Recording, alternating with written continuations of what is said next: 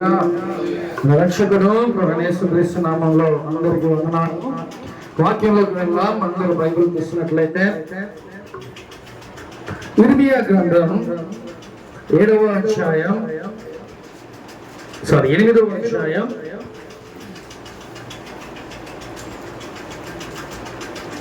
ఇర్మియా గ్రంథం 8వ అధ్యాయం 4వ వచనం ఒకసారి చదువుకుందాం.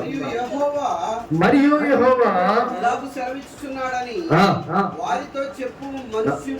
వారితో చెప్పుము, మనుషులు పడి తిరిగి లేవకుందురా, తొలగిపోయిన తరువాత మనుషులు తిరిగి రారా. హల్లెలూయా.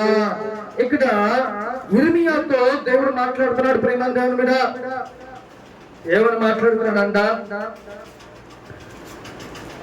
మనుషులంట పడిపోయి తిరిగి మళ్ళీ నా దగ్గరికి రారా అని చెప్పి దేవుడు మాట్లాడుతున్నాడు. అలాగే తొలగిపోయిన తర్వాత మనుషులు తిరిగి రారా అని చెప్పి మాట్లాడుతున్నాడు. హల్లెలూయా.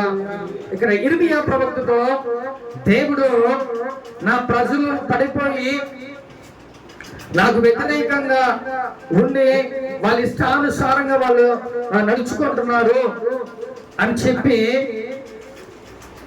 ఇర్మియాతో దేవుడు మాట్లాడుతున్నాడు. అయితే దేవుడు కూడా ఒక మాట అంటున్నాడు. ఏమన్నా తెలుసా? తప్పిపోయిన కుమారుడు ఎలాగైతే తిరిగి వచ్చాడో తన తండ్రి దగ్గరికి, అలాగే దేవుని బిడ్డలైన వాడు పడిపోయినా కూడా మళ్ళీ దేవుని దగ్గరికి తిరిగి వస్తారు. లోకంలో చాలా మంది ఎలా ఉంటారో తెలుసా?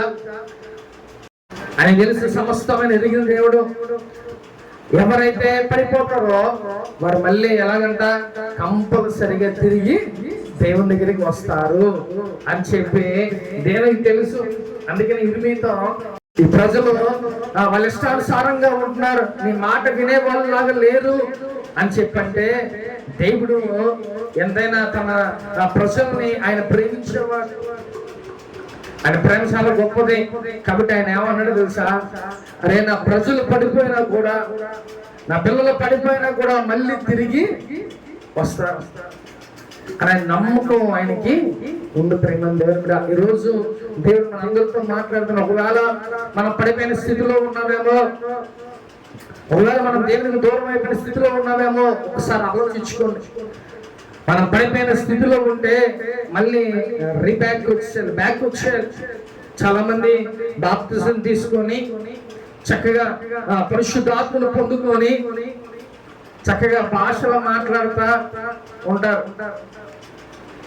అంటే వాళ్ళు కూడా ఏమైపోతారంట, మళ్ళీ వెళ్ళిపోతారు. అంటే చాలా మంది ఎట్లా అంటే చక్కగా చర్చికి వస్తా బాప్తిజం తీసుకొని మారు మనసు పొందుకొని బాప్తిజం తీసుకొని తర్వాత పరిశుద్ధాత్మను పొందుకొని తర్వాత భాష అలాగా స్టెప్ బై స్టెప్ ఎదుగుతూ ఉంటారు. కానీ ఇక్కడ దేవునికి దూరం అయిపోయిన వాళ్ళు, దేవునికి వ్యతిరేకంగా ఉండే వాళ్ళు ఎలా అయిపోతారంట, వస్తారు మళ్ళీ పడిపోయి వాళ్ళ స్థితి ఎలా అయిపోతుందంటే స్టార్టింగ్ నుంచి కాదు, వాళ్ళు ఎదిగిన స్టేజ్ నుంచి కిందకి పడిపోతూ ఉంటారు.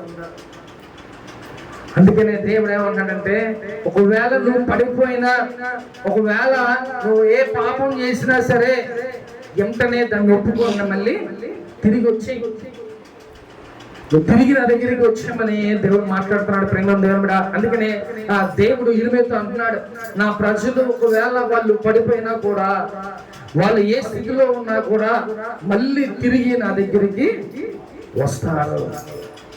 అంటే ఒక్కసారి పడిపోయిన వాళ్ళు మళ్ళీ తిరిగి రావాల్సిందే దేవుని దగ్గరికి. ఎందుకంటే మనకి ఏ దిక్కు లేదు, ఎందుకంటే మనకి ఏది అయినా, ఏ అవసరత అయినా, ఏదైనా సరే మనం దేవుని దగ్గరికి రావాల్సిన వాళ్ళమే. ఎవరి దగ్గరికి వెళ్ళినా వేస్టే. మన తల్లిదండ్రులు, లేకపోతే మన బంధువులు, మన స్నేహితులు, ఎవరి దగ్గరికి వెళ్ళినా కూడా వేస్ట్. దేవుని దగ్గరికే మనం కంపల్సరిగా, నువ్వు పడిపో లేకపోతే దేవునికి దూరం అయిపో, ఏమైనా సరే మళ్ళీ తిరిగి దేవుని దగ్గరికి నువ్వు రావాల్సిన ఉన్నావు. హల్లెలూయా. కాబట్టి ప్రేమ దేవుని మీద దేవుడు చక్కగా ఇర్మియాతో చక్కగా మనుషులు పడి తిరిగి లేవకుందురా, తొలగిపోయిన తర్వాత మనుషులు తిరిగి రారా. చాలా మంది చక్కగా అనేకమైన కార్యాలు దేవుడు చేస్తూ ఉంటాడు వాళ్ళ జీవితంలో. అది చేస్తున్నా కూడా ఇంకా ఎలా ఉంటుందంటే మళ్ళీ దేవునికి దూరం అయిపోయే స్థితిలోనే వాళ్ళు ఉంటారు. మళ్ళీ అవసరం వస్తే మళ్ళీ దేవుని దగ్గరికి రావటం. ఇటు పరిస్థితుల్లో మనుషులు అనే వాళ్ళు అంత డేంజర్ గా ఉన్నారని ఇర్మియా దేవునితో మొత్తుకుంటున్నాడు. ఎందుకయ్యా వాళ్ళతో మనకి, వాళ్ళు వినరు, వాళ్ళు నువ్వు ఎన్ని అద్భుతాలు చేయి, ఎన్ని ఆశ్చర్యకార్యాలు చేయి, అయినా మళ్ళీ వాళ్ళు నీకు దూరంగానే నీకు వ్యతిరేకమైన పనులు చేస్తానే ఉంటారు అని చెప్పి ఇర్మియా మాట్లాడుతున్నాడు. ప్రేమ దేవుని బిడ్డ, అయితే ఇజ్రాయేల్ ప్రజలు మోషే కాలం నుంచి ఎలా ఉన్నారంట, వాళ్ళు అద్భుతాలు చూస్తున్నారు, మళ్ళీ వాళ్ళు పడిపోతున్నారు, మళ్ళీ అద్భుతాలు చూస్తున్నారు, మళ్ళీ అంటే వాళ్ళు దేవుళ్ళకి రావటం మళ్ళీ దూరం అయిపోవటం, దేవుని దగ్గరికి రావటం మళ్ళీ పడిపోవటం, ఇలాంటి స్థితిలో ఉంటున్నారు. కానీ దేవుడికి కోపం వచ్చి ఏం చేశారు తెలుసా? ఇశ్రాయేలు ప్రజలందరినీ ఫరో చేతికి అప్పచెప్పాడు. 430 సంవత్సరాలు అప్పచెప్పేశారు. ఈ 430 సంవత్సరాలు వాళ్ళు ఎంత ప్రార్థన చేసినా, వాళ్ళు ఎంత మొత్తుకున్నా కూడా వాళ్ళ ప్రార్థన అనేది ఆయన ఎలా ఆలకించలేదు అసలు. ఎందుకని? దాని రీజన్ ఏంటో తెలుసా? పద్దాకల దేవుణ్ణి ఎన్ని కార్యాలు చేయి, అన్ని కార్యాలు చూస్తూనే ఉంటున్నారు. కానీ అంటే వాళ్ళ తరతరాలు వాళ్ళ తండ్రుల నుంచి చూస్తూనే ఉన్నారు, కానీ పడిపోతూ దేవుళ్ళు ఉంటున్నారు. అంటే కాబట్టి దేవునికి విసుగొచ్చేసి దేవుడు ఏం చేశాడంట, 430 సంవత్సరాల ఫరో చేతికి అప్పచెప్పేశాడు. ఆ 430 సంవత్సరాలు దేవునికి చక్కగా మొర పెడతా, ఏడుస్తా, కన్నీరు కారుస్తా అన్ని విషయాలు వాళ్ళు తెలుసుకున్నారు. కానీ మోషే విడిపించి మళ్ళీ తీసుకువెళ్ళి ఆ ప్రయాణంలో వాళ్ళు ఏం చేశారంటే మళ్ళీ ఒక దూడని తయారు చేసుకొని మళ్ళీ దేవునికి వ్యతిరేకంగా పాపం చేసింది. అంటే ఇక్కడ క్రైస్తవులైన వాళ్ళు మనం దేవుని కార్యాలు చూస్తున్నాం, దేవుని అద్భుతాలు మనం చూస్తున్నాం, అయినా కూడా మళ్ళీ మనం దేవునికి వ్యతిరేకంగా ఉన్నాం. అలాగే మనం పడిపోయే స్థితిలో మనం ఉన్నాం. ప్రేమ దేవుడా, అట్లా ఉండదు. ఒకవేళ నువ్వు దూరం అయిపోతే దేవునికి, లేకపోతే దేవునికి నువ్వు వ్యతిరేకంగా ఏమైనా ఉన్నావేమో, దేవుడు ఈరోజే మాట్లాడుతున్నాడు, నువ్వు తిరిగి వచ్చేయి, నా దగ్గరికి వచ్చే అవన్నీ మానేసే చక్కగా దేవుని దగ్గరికి వచ్చి మళ్ళీ నువ్వు మంచిగా దేవుడు ఎదగాలని దేవుడు ఆశపడుతున్నాడు. ప్రేమ దేవుని బిడ్డ, కాబట్టి దేవుడు నా ప్రజలు నా దగ్గర రాకుండా ఎక్కడికి పోతారు అని ఇర్మియాతో మాట్లాడుతున్నాడు. నిజంగా దేవుడు మన మీద ఎంత నమ్మకం పెట్టుకున్నాడో, ఆయన ఎంత నమ్మకం లేకపోతే మళ్ళీ వాళ్ళు తిరిగి నా దగ్గరికి వస్తానని అంటున్నారు. కాబట్టి నువ్వు ఆ స్థితిలో, పడిపోయిన స్థితిలో ఒకవేళ నువ్వు ఉన్నావేమో, మళ్ళీ తిరిగి దేవుని దగ్గరికి వచ్చామని ఈరోజు దేవుడితో మాట్లాడుతున్నాడు. ప్రేమ దేవుని మీద హల్లెలూయా. కాబట్టి నువ్వు ఎన్నిసార్లు తప్పులు చేసినా, నువ్వు ఎన్నిసార్లు పడిపోయినా, దేవుడు మళ్ళీ నిన్ను తిరిగి తన దగ్గరికి రావాలని ఎంతగానో ఆశపడుతున్నాడు. చూద్దాం ఒకసారి సామెతల గ్రంథం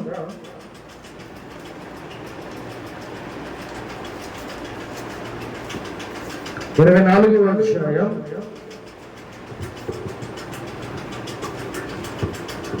16వ వచనం ఒకసారి చూద్దాం.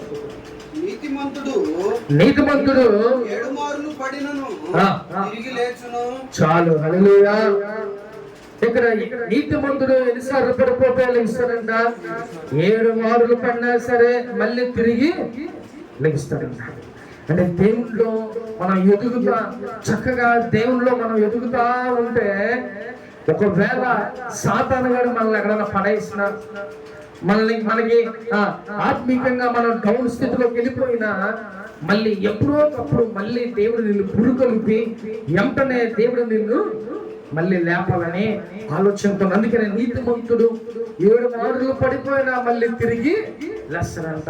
కాబట్టి ప్రేమ దేవుని బిడ్డ, దేవుని బిడ్డలమైన మనం, నువ్వు ఎన్నిసార్లు పడిపోయినా కూడా ఆ స్థితిలోనే ఉండిపోవద్దు. అలాగుంటే ఇంకా అలాగే లోకంలోకి మనం వెళ్ళిపోతా ఉంటాం.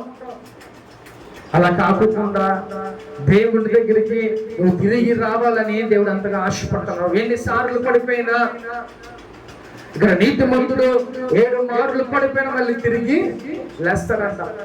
కాబట్టి నువ్వు కూడా ఒకవేళ పడిపోయిన స్థితిలో ఉంటే మళ్ళీ తిరిగి లేవడానికి ప్రయత్నం చేయి. అప్పుడు పరిశుద్ధాత్మ దేవునికి సహాయం ఉంటాడు. అంతేగాని మనం పడిపోయాం, ఇక పాపంలో ఉంటున్నాం, ఈ పాపపు జీవితంలో ఉంటున్నాం అని చెప్పి అదే పాపపు జీవితంలో మనం వెళ్ళిపోకూడదు. ప్రేమ దేవుడా, నువ్వు పడిపోయినా సరే మళ్ళీ తిరిగి నిలబెట్టగలడు నా దేవుడు. నువ్వు పడిపోయిన ఆత్మీయ స్థితిలో నువ్వు పడిపోయినా మళ్ళీ నువ్వు ఆ దేవుని దగ్గరికి లేవాలని, దేవుని దగ్గరికి రావాలని ఎంతగానో ఆశపడుతున్నాడు. కాబట్టి ఎన్నిసార్లు పడిపోయినా మళ్ళీ తిరిగి లేవాలని దేవుడు ఆశపడుతున్నాడు. ప్రేమ దేవుడు, హల్లెలూయా.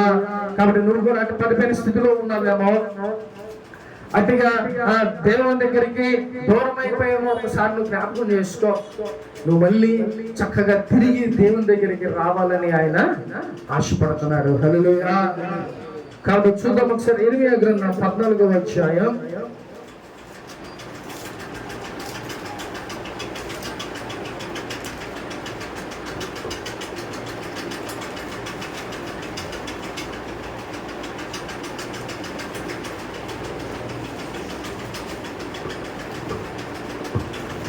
11-12 చదువుతున్నాను. మరియు యెహోవా నాతో ఇట్లా నేను వారికి మేలు కలిగినట్లు వారు ఉపవాసం ఉన్నప్పుడు నేను వారి మొరను వినను. వారు దహన బలినైనను నైవేద్యమునైనను అర్పించినప్పుడు ఖడ్గము వలనను చాలు. హల్లెలూయా. ఇక్కడ దేవుడు మొట్టగా 8వ అధ్యాయంలో ఏం మాట్లాడాడు? నా ప్రజలు పడిపోయినా మళ్ళీ తిరిగి నా దగ్గరికి రాకుండా ఉంటారా అని చెప్పి దేవుడు మాట్లాడాడు. కానీ ఇక్కడ 14వ వచనంలో ఇర్మియాతో మాట్లాడుతున్నాడు. ఏనంట, వారి గురించి వారికి మేలు కలిగినట్లు ఈ ప్రజల నిమిత్తం ప్రార్థన చేయకము. ఇర్మియాతో అన్నాడు. ఇర్మియా అంతకు ముందు ఏమన్నాడు? 8వ అధ్యాయంలో, అయ్యా నీ ప్రజలు అసలు వాళ్ళు వేస్ట్, నువ్వు వాళ్ళ ఎంక చూడ, మాకు వాళ్ళ దగ్గరికి రావాలని, లేకపోతే నిన్ను ఆరాధన చేయాలని, నీకు ఇష్టలుగా జీవించాలని నువ్వు అనుకుంటున్నావు. కానీ వాళ్ళు ఎలాగుంటున్నారంట? నీ మాట వినని వాళ్ళలాగా వాళ్ళు పడిపోయిన స్థితిలో ఉన్నారు అని చెప్పి దేవుడితో మాట్లాడితే దేవుడు ఏం మాట్లాడుతున్నాడో తెలుసా? ఒకవేళ వాళ్ళు పడిపోయినా మళ్ళీ తిరిగి నా దగ్గరికి వస్తాడు అని ఇర్మియాతో మాట్లాడిన ఆ దేవుడే ఏం మాట్లాడదంట? 14వ వచనంలో, వాళ్ళ మేలు గురించి నువ్వు ప్రార్థన చేయొద్దు అంటే, ఇక్కడ సేవకుడు తన ప్రజల గురించి ఆయన ప్రార్థన చేస్తే దేవుడు ఆలకించి వాళ్ళ పక్షాన కార్యాలు చేస్తున్నాడు. కాబట్టి ఇర్మియా కూడా దేవుడు అనేకమైన సార్లు తన ప్రజల మీద కోపం రేపుతుంటే ఇర్మియా చాలా సార్లు అడ్డుపడి ఆపాడు. అయ్యా నీ ప్రజల మీద నీ కోపాన్ని రేపమాకు అని చాలా సార్లు అడ్డుపడ్డాడు. అంటే దీని అర్థం ఏంటంటే, సేవకుడు ప్రార్థన చేస్తే ఆ ప్రజలకి మేలు కలుగుతుంది, ఆ ప్రజలకి క్షేమం కలుగుతుంది అని ఇక్కడ అర్థం. అందుకనే దేవుడు ఇర్మియా దేవుడు తెలుసా, చూసి చూసి వీళ్ళు మారరేమో అనేసి ఏమంటాడంట దేవుడు, వాళ్ళకి మేలు కలిగినట్లు నువ్వు, వాళ్ళకి మేలు కలిగినట్లు నువ్వు మటుకి ప్రార్థన చేయొద్దు. ఒకవేళ నువ్వు ప్రార్థన చేస్తే వాళ్ళకి మేలు కలిగిద్ది అని దేవుడు అక్కడ స్వయంగా మాట్లాడంటే, సేవకుడు ప్రార్థన చేస్తే ఆ ప్రజలకి మేలు కలిగిద్దంట, ఆ ప్రజలకి క్షేమం వస్తుందంట, ఆ ప్రజలకి సమృద్ధి వస్తుంది. కాబట్టి ఇక్కడ దేవుడు ఏమన్నాడంట, నేను విసిగిపోయా, వీళ్ళు తిరిగి రాకపోయినా పర్లా, కాబట్టి వాళ్ళ గురించి నువ్వు మటుకి వాళ్ళు మేలు గురించి నువ్వు ప్రార్థన చేయమాకంటే, దేవుడు ఎంతగా విసిగిపోయి ఉంటాడో, వాళ్ళు ఏమైపోయినా నాకు అనవసరం అనేసి దేవుడు ఇర్మియాతో మాట్లాడుతున్నాడు. ప్రేమ దేవుడు కూడా. కాబట్టి వాళ్ళకి మేలు కలిగినట్లు మటుకి నువ్వు ప్రార్థన చేయమాకు. నిజంగా మనం కూడా దేవుడు అనేక సార్లు మనం విసిగిచ్చే ఉంటాం. ఏమంటే అనేకమైన మన పనులు, దేవునికి వ్యతిరేకమైన పనులు చాలా చేసి ఉంటాం. కాబట్టి వాటన్నిటి నుంచి దేవుడు ఒకసారి 2 సార్లు 3 సార్లు మనం క్షమిస్తూ ఉంటాడు, కానీ పద్దాకల ఆయన చూస్తూ ఊరుకోవడం. ఇక్కడ ఇశ్రాయేలు ప్రజలు కూడా ఆయన ఎన్నాడు తన ఇర్మియాతో తన సేవకుడితో చెప్పాడు, అయ్యా వాళ్ళు పడిపోయినా మళ్ళీ తిరిగి వస్తారు, ఎందుకంటే నా బిడ్డల దగ్గరికి రావాలి. కాబట్టి ఇర్మియా అటు విధంగా చెప్పినా, వ్యతిరేకంగా తన ప్రజల గురించి చెప్పినా కూడా దేవుడు మళ్ళీ నా ప్రజలు ఒకవేళ పడిపోయినా మళ్ళీ తిరిగి లెగుస్తారు, మళ్ళీ వారు నా దగ్గరికి వస్తారు అని దేవుడు ఎంతగానో ఆశపడుతున్నాడు. కానీ ఇక్కడ దేవుడు ఏం చేస్తున్నాడంట, ఇసుకుపోయి ఇర్మియాతో, అయ్యా ఇర్మియా నువ్వు ప్రార్థన చేయమా, నీ ప్రజల గురించి వాళ్ళకి మేలు కలుగులాగా, వాళ్ళకి సమృద్ధి ఉండలాగా, లేకపోతే వాళ్ళకి ఆరోగ్యం ఉండలాగా నువ్వు ప్రార్థన మట్టికి చెయ్యొద్దు అని చెప్తున్నాడు. అంటే దేవుడు ఎంత ఇసుకుపోయాడో. ఎందుకంటే దేవుడి ప్రజలకి ఆ దేవునికి మధ్యవర్తి ఎవరో సేవకుడు. ఆయన ప్రార్థన చేస్తే దేవుడు ఆలకించి తన ప్రజల పక్షాన దేవుడు కార్యం చేస్తాడు. ప్రేమ దేవుడు.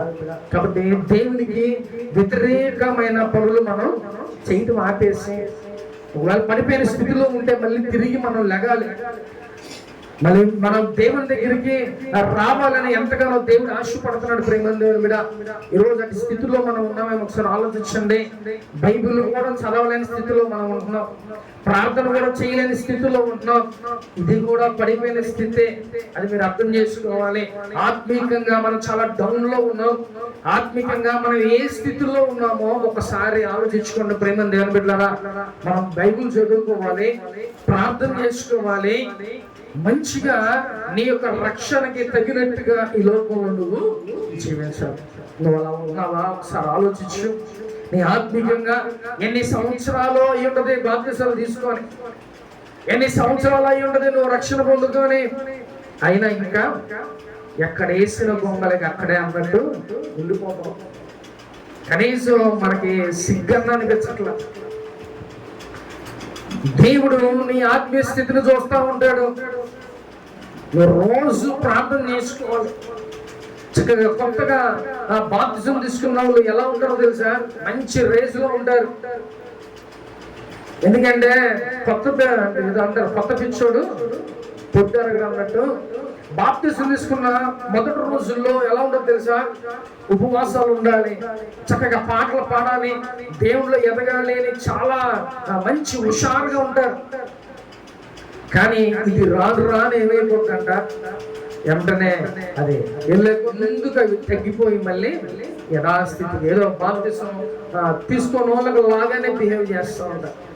కానీ నువ్వు ఎప్పుడైతే నీ ఆత్మీయ స్థితిని నువ్వు స్టార్ట్ చేసావో అప్పుడు నుంచి నువ్వు ఎలా ఉండాలంట, నీ ఆత్మీయ స్థితిలో నువ్వు తగ్గకూడదు, నువ్వు ఎదుగుతానే ఉండాలి.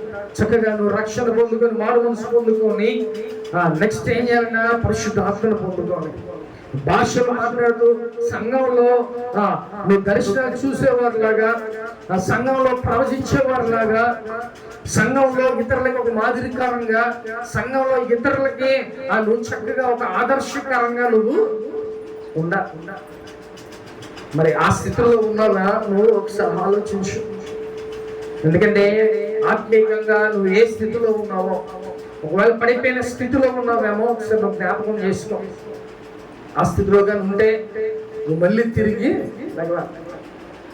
సంఘంలో ఒకళ్ళు మంచిగా ప్రార్థన చేసేవాళ్ళు, ప్రార్థన పరులు ఉంటే ఆ ప్రార్థన అభిషేకం ఏమైతుందంట ఇతరులకు కూడా. అప్పుడు ఒక్కొక్కరు ఏమనుకుంటారు తెలుసా, అరే ఆమె చూడు లేదా ఆడు చూడు ఎంత ప్రార్థన చేస్తున్నాడు, మనం కూడా అంత ప్రార్థన చేస్తే బాగుంటుంది అనే ఆలోచన ఇతరులకి కలగజేస్తుంది. అంతేగాని మనమే ముచ్చట్లు చెప్పుకుంటాం, మనమే ఖాళీ సమయం వచ్చింది కదా అని మన ఇష్టానుసారంగా మనం తిరుగుతూ ఉంటే మిగతా వాళ్ళకి మన కాంపిటీషన్ ఎక్కడ, ఇతరులకి మనం ఆదర్శంగా మనం ఎలా ఉన్నాం ఒకసారి ఆలోచించుకో. ప్రేమ దేవుని బిడ్డ, అంటే రోజులో ఒకసారి కూడా కనీసం ఒక అధ్యాయం కూడా చదవలేని స్థితిలో, పడిపోయిన స్థితిలో మనం ఉన్నాం. సరే జ్ఞాపకం చేసుకోండి. క్రైస్తవులుగా ఇప్పటికీ ఇంకా ఒక్కసారి కూడా బైబిల్ చదవలేని వాళ్ళు ఉంటారు. ఏమంటే ఎన్ని సంవత్సరాలు అయిపోయింది మనం బాప్తిస్మాలు తీసుకొని. చదువు రాకపోతే ఫోన్లే అవి చదువు రాదు, వాక్యాలు వింటారు, లేక వాక్యాలు చూస్తారు. కానీ చదువు వచ్చిన వాళ్ళు చాలా మంది ఏం చేస్తున్నారంట, ఒక్కసారైనా మనం బైబిల్ పూర్తి చేయలేని పరిస్థితులు అయిపోయాయి. బైబిల్ అంతా ఒకసారి కూడా మనం చదవకపోతే ఇంకెందుకండి, క్రైస్తవులకి లేకపోతే ముస్లిమ్స్కి లేకపోతే అన్యులకి ఎలాంటి వేరియేషన్స్ ఉంటాయో తెలుసా? క్రైస్తవులైన మనకి ప్రతి ఒక్కరి చేతిలో బైబిల్ ఉంటుంది, ప్రతి ఒక్కరి చేతిలో బైబిల్ ఉంటుంది. అలాగే బైబిల్లో ఉన్న ప్రతి అధ్యాయులు మనకు అర్థమయ్యేలాగా దేవుడు దాంట్లో పొందుకొచ్చాడు. అదే మనం భగవద్గీత లేకపోతే పురాణం ఏదైనా తీసుకుంటే అది అర్థం కాదు. ఇంకో విషయం ఏంటో తెలుసా, హిందువులు ఎవరు చదవరు, ఏళ్ల మీద లెక్క పెట్టుకోవచ్చు. ముస్లిమ్స్ కూడా అంతే, ముస్లిమ్స్లో మగవాళ్ళు కూడా చదువుతారు కానీ ఆడవాళ్ళు అసలు చదవరు. అంటే ఏళ్ళలో లెక్క పెట్టుకోవచ్చు. కానీ క్రైస్తవులైన మనం ప్రతి ఒక్కరి చేతిలో బైబిల్ ఉంటుంది, అది అర్థమయ్యేలాగా ఉంటుంది. చక్కగా దాన్ని చదువుతూ ఉంటే, ఆ వాక్యాన్ని చదివితే దేవుడు నిజంగా మనతోనే మాట్లాడుతున్నట్టుగా నీ బాధల్లో అది నెమ్మదిస్తుంది. నువ్వు చదివితే చక్కగా అది నీకు నెమ్మదిస్తుంది. ఎప్పుడైనా నీకు బాగాలా, లేకపోతే నీకు టెన్షన్స్ ఉన్నాయి, లేకపోతే నీ పరిస్థితి బాగాలా, నువ్వేం చేయాలి? బైబిల్ చదువుకో. ఇప్పుడు దేవుడు నీతో మాట్లాడతాడు. నువ్వు ఏ స్థితిలో ఉన్నావో ఆ స్థితిలో ఆ వాక్యం నీతో మాట్లాడింది. ప్రియమైన దేవుని బిడ్డ, అంత విలువ కలిగింది వాక్యం. కాబట్టి నీ ఆత్మీయ స్థితి ఏ రకంగా ఉందో, నువ్వు ఆత్మీయంగా ఎంతవరకు నువ్వు పడిపోయి ఉన్నావో ఒకసారి జ్ఞాపకం చేసుకో. ఈరోజు అందుకే దేవుడు అంటాడు, తిరిగి లేవు. ఇటువరకు భక్తిని, ఇటువరకు ప్రార్థన జీవితాన్ని నువ్వు రేపించుకుంటే నువ్వు దాన్ని మళ్ళీ అంటే దాన్ని ఇచ్చేసుకో. నువ్వు ఎక్కువ ప్రార్థన చేయాలి, మళ్ళీ నువ్వు తిరిగి చక్కగా వాక్యం చదువుకోవాలి. ఇటువరకు భక్తిని నువ్వు చేయాలి, ఇటువరకు శక్తిని, దేవుని దగ్గర ఉన్న శక్తిని నువ్వు పొందుకోవాలని దేవుడు మాట్లాడుతున్నాడు. నువ్వు పడిపోయినా పర్లా, కానీ తెలుసుకో, మళ్ళీ దేవుని దగ్గరికి నువ్వు తిరిగి రావాలని చెప్పి దేవుడు ఈరోజు కోరుకుంటాడు. హల్లెలూయా. కాబట్టి ఆత్మీయంగా మనం ఏ స్థితిలో ఉన్నామో, ఆత్మీయంగా ఎంత డౌన్ లో ఉన్నామో ఒకసారి నువ్వు జ్ఞాపకం చేసుకో. ఎందుకంటే మన విషయాలు మనకే తెలుసు. మనం బైబిల్ చదువుకుంటున్నామా, ప్రార్థన చేసుకుంటున్నామా, లేకపోతే ఇతరులకు ఒక ఆదర్శకరంగా ఉన్నామా, లేకపోతే నిన్ను చూసి అనేక మంది అరే ఈడి మూలాన మనం కూడా ఎలా ఉంటే పోతుంది, అలాంటి స్థితిలో ఉన్నామేమో ఒకసారి జ్ఞాపకం చేసుకో. నిన్ను చూస్తే వాళ్ళలాగా మనం ఉండాలి, నిన్ను చూస్తే అరే ఈలాగా మనం ఉండాలి అని అనుకునేలాగా ఆ స్థితిలోకి మనం వెళ్ళిపోవాలి. క్రైస్తవులు ఏ సమస్య రాని, ఎన్ని బాధలు రాని, మనం ఎలాగ ఉండాలంట, చక్కగా మౌనంగా మన యొక్క నోరుని మూసుకొని జాగ్రత్తగా ఉండాలి. ఏ పరిస్థితులు ఉన్నాయి మనం చాలా జాగ్రత్తగా, అప్పుడే మన భక్తిని మనం కాపాడుకున్నట్టుగా ఉంటుంది.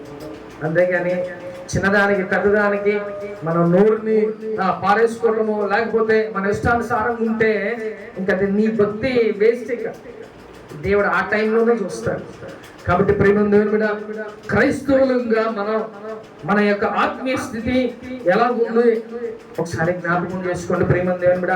కాబట్టి ఇక్కడ చూడండి, యిర్మీయాతో దేవుడు, అయ్యా నువ్వు వాళ్ళకి మేలుకరంగా ఏది కూడా నువ్వు ప్రార్థన చేయొద్దు, ఒకవేళ అలా చేస్తే నేను ఆలకించమని వాళ్ళ పక్షాన్ని నేను చెయ్యాలి. కాబట్టి దయచేసి వాళ్ళ గురించి నువ్వు మేలు కలిగినట్లుగా, వాళ్ళకి క్షేమం ఉండేలాగా నువ్వైతే ప్రార్థన చేయొద్దని అన్నాడు. ఎందుకో తెలుసా, విసిగిపోయాడు దేవుడు. మన విషయాల్లో కూడా దేవుడు విసిగిపోకుండా చూసుకోండి. మన విషయాల్లో కూడా దేవుడు విసిగిపోకుండా, ఒకవేళ విసిగిపోయాడు అనుకో ఇంక ప్రార్థన ఆలకించడు దేవుడు. ఆయన మౌనం ఉండిపోతాడు. జీవితంలో కార్యం జరగాలంటే ఆయనే చేయాలి, నీ జీవితం బాగుపడాలంటే ఆయనే చేయాలి. కాబట్టి ఆయనకి విసుకొచ్చేంతలాగా నువ్వు దేవునికి వ్యతిరేకంగా నువ్వు మటుకి నువ్వు ఉండొద్దు. ప్రేమ దేవుని మీద. హల్లెలూయా. కాబట్టి ఇక్కడ ఆయన తన ప్రజల గురించి దేవుడు యిర్మీయాతో మాట్లాడుతున్నాడు. వాళ్ళ గురించి అయితే నువ్వు అసలు ప్రార్థనే చేయొద్దు అని అన్నాడు. 12వ వచనం చూద్దాం. వారు ఉపవాసం ఉన్నప్పుడు నైవేద్యములైనను అర్పించినప్పుడు అంగీకరింపను. ఆ, ఆ, దుఃఖములను, ఆ, ఆ. శోకములను, ఉమ్. ఏడుపులను వారు నాశనం చేసేదరు. చాలు. హల్లెలూయా. ఏమండి, ఇక మన చేతుల్లో ఇంక మనకి జారిపోతే మనం ఇంక చేసేది ఏం లేదు. దేవుని ఉగ్రత ఒక్కసారికి అది బయలుదేరిందంటే ఇంకా దాన్ని ఆపటం ఎవ్వరి వల్ల కూడా సొదొమ గొమొర్రా ఏమైపోయిందండి, చూశాడు దేవుడు మారతారేమో, ఇంకా వాళ్ళ పాపాలన్నీ విడిచిపెట్టేస్తారేమో, దేవుని దగ్గరికి వస్తారేమో చూశాడు. కానీ దేవుడు ఏం చేశాడు, తన ఉగ్రతని ఆ సొదొమ గొమొర్రా పట్టణం మీద ఎలా ఉంది తెలుసా? ఇప్పటికి కూడా కనీసం అక్కడ ఒక మొక్క కూడా, ఒక చెట్టు కూడా మొలవ. అంటే ఎంత సర్వనాశనం. దేవుని ఉగ్రత రాకముందే మనం దేవునికి దగ్గర అవటం చాలా మంచిది. ఆయన విసిగించకూడదు. ఆయన విసిగించుకోకుండా మనం రియలైజ్ అయిపోయో, నేను దేవునికి దూరం అయిపోయానే, దేవునికి నేను వ్యతిరేకమైన పనులు చేస్తున్నానే, లేకపోతే నేను ప్రార్థన చేసుకోవట్లా, లేకపోతే నేను బైబిల్ చదవట్లా, నేను ఇంకా అనేక మందిని మార్చాలి, ఇంకా నేను ఈ స్థితిలో ఉన్నానే అని నువ్వు తెలుసుకొని దేవుని దగ్గరికి నువ్వు వచ్చేసేయాలి. అలా వచ్చేస్తే దేవుని యొక్క కోపాగ్ని నీ మీద రగలకోకుండా ఉండదు. కాబట్టి వాళ్ళు ఒకవేళ ఉపవాసాలు ఉన్నా, వాళ్ళు ప్రార్థన చేసినా, ఏది చేసినా కూడా నేను వాళ్ళ ప్రార్థన అంగీకరించిన. ఏమంటాడంట, వాళ్ళని నేను నాశనం చేస్తా అని చెప్పి దేవుడు ఇర్మియాతో మాట్లాడుతున్నా.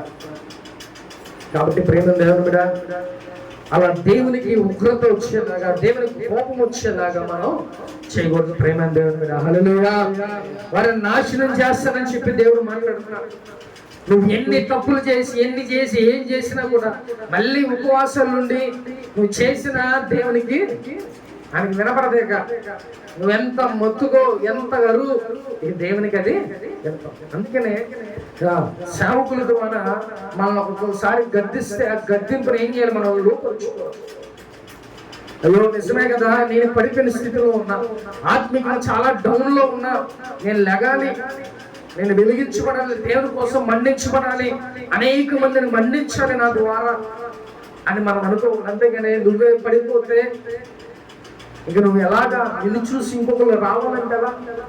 చాలా మంది నేను కొంతమందిని అడుగుతూ ఉంటా, ఏమంటే బాప్తిసం తీసుకోవచ్చు కదా, ఇక నీ ఏజ్ అయిపోయింది, కుర్రలో మేమే బాప్తిసం తీసుకుని దేవుళ్ళలో ఉంటున్నాం కదా, ఇంకేమైందంటే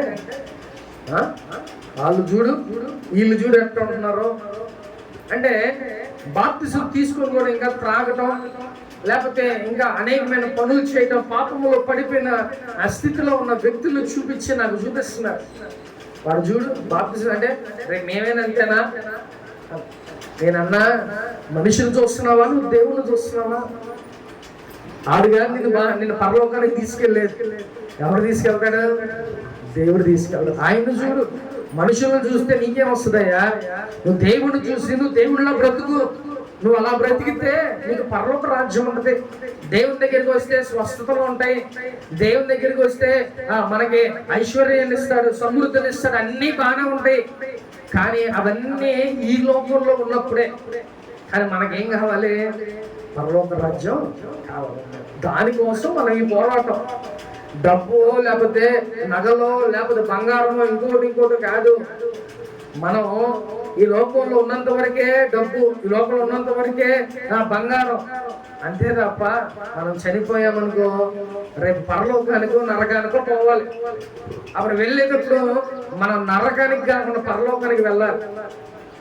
కాబట్టి నువ్వు పరలోకానికి వెళ్ళడానికి తీసుకో అని చెప్పి నేను ఆ మాట చెప్తే చాలా మంది అలా రియలైజ్ అంటే వేరే వ్యక్తులు చూపించి మాట్లాడుతున్నారు. బాప్తిసం తీసుకొని ఇంకా పడిపోయిన స్థితిలో ఉన్నారు. మేము కూడా అలా ఉండాలంటారా పాస్టర్ గారు? కాబట్టి మనం వాళ్ళని చూసి కాదు, ఎవరిని చూసి అంట, దేవుణ్ణి చూసి మనం నువ్వు చక్కగా బాప్తిసం తీసుకొని నువ్వు చక్కగా చర్చికి రావాలి. కాబట్టి నేను ఈ మాట ఎందుకు చెప్తున్నానంటే, చక్కగా దేవుని బిడ్డలమైన మనం అనేక మందిని దేవుని దగ్గరికి తీసుకొచ్చేలాగా ఉండాలి. అందుకని మన ప్రవర్తన, మన యొక్క ప్రతి ఒక్క అలవాట్లు కానీ ఇవన్నీ కూడా చూసి ఇతరులు కూడా అనుకుంటారు, అరే బాప్తిజం తీసుకున్నాడు ఇట్లాగే ఉన్నాడు బాబు అనే మాట మనం అనిపించుకోకూడదు ప్రియమైన దేవుని బిడ్డ. అంటే నువ్వు దేవుని బిడ్డగా అనేక మందిని దేవుని దగ్గరికి తీసుకొచ్చేలాగా ఉండాలి. అందుకనే నా దేవుడు నువ్వు పడిపోయినా మళ్ళీ తిరిగి వస్తావేమో అని దేవుడు ఎదురు చూస్తున్నాడు. ఇరుమిత అంటున్నాడు, నా ప్రజలు పడిపోయినా, నా పిల్లలు పడిపోయినా కూడా మళ్ళీ వస్తారేమో నేను ఆశతో ఎదురు చూస్తున్నాను అన్నాడు. కాబట్టి ఈరోజు నీతో కూడా దేవుడు మాట్లాడుతున్నాడు, ప్రియమైన దేవుడు, నువ్వు పడిపోయిన స్థితిలో ఉన్నావేమో మళ్ళీ తిరిగి రా దేవుని దగ్గరికి. నువ్వు తిరిగి వస్తే చక్కగా దేవుడు ఎంతగానో సంతోషిస్తాడు. ఇక్కడ నిజంగా వాళ్ళు ఉపవాసాలు ఉన్నాయి, నైవేద్యం లేని, లేకపోతే దహన బలులు అర్పించని, ఏమి చేసినా ఇంక నేను వాళ్ళని బట్టి క్షమించే పని లేదు, వాళ్ళని నాశనం చేసేస్తా అని దేవుడు మాట్లాడుతున్నాడు. అంటే దేవుడికి ఎంత కోపం వాళ్ళు రేపుతున్నారు, దేవుడికి ఎంతగానో వాళ్ళు కోపం రేపి వాళ్ళ నాశనాన్ని వాళ్ళే కొని తెచ్చుకుంటున్నారు. హల్లెలూయా. కాబట్టి ప్రియమైన దేవుడు కూడా ఇక్కడ దేవుడు ఏం చెప్తున్నాడు, తన సేవకుడికి నువ్వు ప్రార్థన చేయమాకు వాళ్ళ గురించి.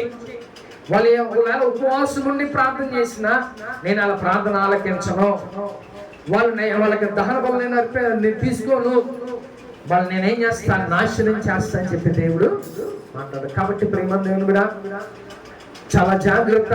మనం ముందుగానే దేవుని దగ్గరికి మనం వచ్చేసారు, పడిపోతే ఏమన్నా లెగుసు తిరిగి దేవుని దగ్గరికి నువ్వు వచ్చే, అలా వచ్చేస్తే దేవుడు చక్కగా నీ మీద ఎలాంటి నాశనమో లేకపోతే నీ మీద ఎలాంటి కోపం ఆయన రగల్చుకోకుండా చక్కగా దేవుడు ఆయన నిన్ను హత్తుకుంటాడు, జీవితంలో కార్యాలు చేస్తాడు. ప్రేమ దేవుని మీద. హల్లెలూయా. చూద్దాం ఒకసారి ఇర్మీయా గ్రంథం 7వ అధ్యాయం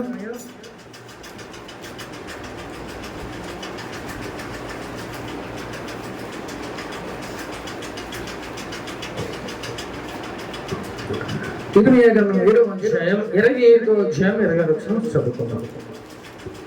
మీ పితరులు ఐగుప్తు దేశంలో నుండి బయలుదేరి వచ్చిన దినము మొదలుకొని నేటి వరకు మీరు వెనుక దీయచ్చు వచ్చిన వారే నేను అనుదినము పెందలకడ లేచి ప్రవక్తలైన నా సేవకులందరినీ యొద్దకు పంపుచూ వచ్చి తిని వారు నా మాట వినకున్నారు, చెవి యొక్కకున్నారు, మెడను వంచక మనస్సును కఠినపరుచుకొని ఉన్నారు. వారు తమ పితరుల కంటే మరీ దుష్టులైరి. చాలు. హల్లెలూయా. ఇక్కడ రాను వాళ్ళ యొక్క తండ్రులు అంటే వాళ్ళ యొక్క తరతరాలు కూడా వాళ్ళు ఎలా అయిపోతారంట, దరిద్రులు అయిపోతారంట, భ్రష్టులు అయిపోతున్నారంట. దేవుడు తన సేవకుల్ని, తన ప్రవక్తల్ని, అనేక మందిని దేవుడు వాళ్ళని పంపించినా కూడా వాళ్ళ స్థితిగతులు మారట్లా, వాళ్ళ పరిస్థితులు మారట్లా. దేవుడు చక్కగా తన ప్రజలు నాశనం అవ్వకుండా ఏం చేస్తున్నాడంట, తన ప్రవక్తల్ని పంపిస్తున్నాడు, తన సేవకుల్ని పంపిస్తున్నాడు. ఎందుకని? మారతారేమో అని, ఆ యొక్క పాపం నుంచి విడిపించబడతారని, దేవునికి దగ్గర అవుతారని దేవుడు తన ప్రవక్తల్ని, తన యొక్క సేవకులను పంపిస్తున్నాడంట. చూడండి, అనుదినము పెందల కడే లేచి, అంటే నీ కోసం దేవుడు ముందుగానే, నువ్వు నాశనం అవ్వకముందే దేవుడు నీకు ముందుగానే పంపిస్తున్నాడు. దేవుడు మాట తన సేవకుల ద్వారా, అయ్యో దేవుని దగ్గరికి వచ్చేయండి, అయ్యా పాపం జీవితం నుంచి వదిలేయండి, దేవుని దగ్గరికి వచ్చేయండి అని చెప్పి తన సేవకులు, తన ప్రవక్తలు చెప్తున్నారంట. అయినా కూడా ఎలా ఉన్నారంట, వాళ్ళు చెవి యొక్క, అంటే వింటారు కానీ విని విన్నట్టుగా ఉంటారు. అలాగే ఎలాగుంటారంట, మెడ వంచక మనస్సును కఠినపరుచుకొని ఉన్నారంట. ఏమంటే నిజంగా ఒకసారి ఆలోచించింది, తన సేవకులు, తన ప్రవక్తలు వాళ్ళందరినీ పంపించినా కూడా ఇంకా వాళ్ళు మారణ స్థితిలో ఉన్నారు. అంటే ఎలాగున్నారంట, మెడ వంచట్లేదంట. అంటే మనం కూడా మోకాళ్ళు వేయం, మనం కూడా మోకరించి ప్రార్థన చెయ్యం, మన పరిస్థితులు కూడా అట్ట అయిపోయినాయి, ఆ స్థితిలోకి వెళ్ళిపోయాం. మోకరించి ప్రతిరోజు ప్రార్థన చేయాలి, దేవుని దగ్గర ప్రతి మోకాళ్ళు వంగాలి. అట్లా వంగకపోతే కష్టం. చూసి ఉంచేలా చేస్తుంది. ఏమంటే ఎలాగో తెలుసా, ఏదైనా మనకి ఏదైనా సంభవించిందనుకో ఆటోమేటిక్గా ఉండిపోతుంది, కానీ మనం చెప్పవసరం. ఏమంటే ఏదైనా బాధ సమస్య వచ్చిందనుకో మనం తట్టుకోలేండి, ఆటోమేటిక్గా బెండ్ అయిపోతాయి. అయ్యా ఎవరు చెప్పవసరంలా లేదు. మామూలుగా ఉంటే మన సంతోషంగా ఉంటే ఆనందంగా ఉంటే ఇక దేవుడినే మర్చిపోతారు చాలా మంది. కానీ ప్రేమ దేవుని కూడా ప్రతిరోజు నువ్వు మోకరించాల్సిందే, ప్రతిరోజు నువ్వు దేవుని దగ్గర ఉండాల్సిందే. కాబట్టి ప్రేమ దేవుని కూడా చక్కగా దేవుని మాట వింటే దేవుని ఉగ్రతకి మనం నువ్వు పడిపోయినా తిరిగి లభిస్తావని దేవుడు చూస్తున్నాడు. నువ్వు తిరిగి మళ్ళీ ఆయన దగ్గరికి వస్తావేమో అని ఆయన ఎదురు చూస్తున్నాడు. కాబట్టి ఈరోజు మనతో దేవుడు మాట్లాడుతున్నాడు. తరతరాలు వాళ్ళ యొక్క పితరులందరూ కూడా భ్రష్టులు అయిపోయారంట, దరిద్రులు అయిపోయారంట. ఎందుకనంటే దేవుని మాట వినక వాళ్ళ మనస్సును కఠినపరుచుకుంటున్నారంట. దేవుడు ఎన్ని అద్భుతాలు చేసినా మళ్ళీ అదే లోకంలోకి వెళ్ళిపోతున్నారు. దేవుడు ఎన్ని అద్భుత కార్యాలు ఎన్ని సూచక్రియలు చేసినా మళ్ళీ దేవునికి వ్యతిరేకంగానే వాళ్ళు చేస్తున్నారు. కాబట్టి అట్టి స్థితిలో మట్టికి మనం ఉండకూడదు. ప్రేమ దేవుని కూడా దేవునికి చక్కగా మనం ఇష్టంగా, దేవునికి ఇష్టంగా అంటే మన ఆత్మీయ స్థితి రోజు రోజుకి మనం పెంచుకునేలాగా ఉండాలి. ఈ సంవత్సరం మనం బైబిల్ని పూర్తి చేయాలి అని మనం టార్గెట్ పెట్టుకుంటే అయిపోతాయి కదా. చక్కగా ప్రార్థన కూడా మనం మంచిగా బాప్తిసం పొందుకున్నాం. నువ్వు ప్రార్థన చేస్తావు, మంచి ప్రార్థన పరురాలుగా, ప్రార్థన పరుడుగా నువ్వు మంచిగా ఎదగాలని ఆశపడి రోజు నువ్వు ప్రార్థన చేస్తే డే బై డే నీకు ప్రార్థన నీకు ఇంక్రీజ్ అయిపోతూ ఉంటుంది. నీకు చక్కగా దేవుడు ఎదుగుతూ ఉంటావు. చక్కగా దేవుడు నీకు కూడా అనేకమైన వరఫలాలు దేవుడు ఇస్తాడు. సంఘంలో ఉపయోగపడతావు. మంచిగా ఆ స్థితిలోకి మనం వెళ్ళిపోవాలి. కాబట్టి ఈరోజు దేవుడు మనతో స్పష్టంగా మాట్లాడుతున్నాడు. ప్రేమ నువ్వు పడిపోయిన స్థితిలో ఉన్నావేమో ఒకసారి ఆలోచించుకో. నువ్వు పడిపోతే తిరిగి లేవు. ఈరోజు దేవుడు మనందరితో మాట్లాడుతున్నాడు. నువ్వు పడిపోయిన స్థితిలో ఉన్నావేమో, నువ్వు తిరిగి లేవు. అలాగే దేవుడు కూడా నువ్వు ఆయన దగ్గరికి వస్తావని ఎంతగానో ఆయన ఆశపడుతున్నాడు. కాబట్టి ఈ రోజు నువ్వు పడిపోయిన స్థితిలో ఉన్నావేమో, తిరిగి లభిస్తావా? లేకపోతే దేవుడికి దూరం అయిపోయామో, ఈరోజు దేవుని దగ్గరికి వస్తావా? దేవుడు ఎదురు చూస్తున్నాడు. ప్రేమ దేవుని కూడా కాబట్టి నువ్వు చక్కగా దేవుని దగ్గర ఉంటే మనకి క్షేమం. దేవుని మాట వింటే ఎలాంటి తెగులు నీ దగ్గరికి రాదు, ఎలాంటి నాశనం నీ దగ్గరికి రాదు. ప్రేమ దేవుని కూడా ఎందుకంటే దేవుడు ఎన్ని అద్భుత కార్యాలు మన జీవితంలో చేస్తుంటాడు. వాటి బట్టి అయిన దేవునికి మనం కృతజ్ఞత కలిగి దేవుని దగ్గర మనం చాలా జాగ్రత్తగా ఉండాలి. హల్లెలూయా. ఈరోజు దేవుని దగ్గరికి వస్తావా? దేవుని దగ్గరికి ఒకవేళ నువ్వు పడిపోయినా మళ్ళీ తిరిగి లెగుస్తావా? అటు ఓపిక శక్తి నీకు ఉంది. పరిశుద్ధాత్మ దేవుడు నీ సహాయాన్ని అందిస్తాడు. నువ్వు ప్రార్థన జీవితంలో లేకపోతే వాక్యంలో లేకపోతే నీ ఆత్మీయ స్థితిలో పూర్తిగా పడిపోయినా పరిశుద్ధాత్మ దేవుడు నీకు లిఫ్ట్ ఇస్తాడు. ఆయన నీకు హ్యాండ్ ఇస్తాడు నువ్వు లేకడానికి. కాబట్టి ఈరోజు పడిపోయినా నువ్వు లేపటానికి దేవుడు సిద్ధంగా ఉన్నాడు. నువ్వు లెగటానికి సిద్ధంగా ఉన్నావా? అలాగే దేవుని దగ్గరికి రావడానికి నువ్వు సిద్ధంగా ఉన్నావా? ప్రేమ దేవుని కూడా ఒకసారి ఆలోచించుకోండి. అంటే దేవుని దగ్గరికి రావాలని ఈరోజు దేవుడు మనందరితో మాట్లాడుతున్నాడు. హల్లెలూయా. ఆత్మ చెబుతున్న మాట చెవులను వినుగాక. ఆమేన్. అందరూ మోకరించండి, ప్రార్థన చేసుకుందాం.